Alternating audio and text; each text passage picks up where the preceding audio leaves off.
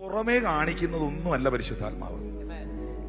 പരിശുദ്ധാത്മാവ് എന്ന് പറയുന്നത് ദൈവത്തിന്റെ സ്നേഹം ക്ഷമിക്കും, സ്നേഹം ദയ കാണിക്കും, സ്നേഹം സ്പർദ്ധിക്കുന്നില്ല, സ്നേഹം നിഗളിക്കുന്നില്ല, സ്നേഹം സ്വാർത്ഥം അന്വേഷിക്കുന്നില്ല, സ്നേഹം ദോഷം കണക്കിടുന്നില്ല, സ്നേഹം ചീർക്കുന്നില്ല, സ്നേഹം കലക്കം ഉണ്ടാക്കുന്നില്ല, സ്നേഹം സ്പ്ലിറ്റ് ചെയ്യിക്കുന്നില്ല.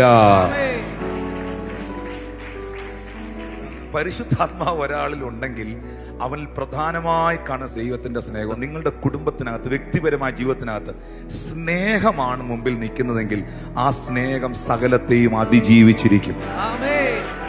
സ്നേഹത്തിനകത്ത് ക്ഷമ ഉറപ്പായിട്ടുമുണ്ട്, സ്നേഹത്തിനകത്ത് വിട്ടുകൊടുക്കലുണ്ട്. സ്നേഹം ഒരിക്കലും രണ്ടാക്കത്തില്ല, സ്നേഹം എപ്പോഴും ഒന്നിപ്പിക്കുന്നതാണ്.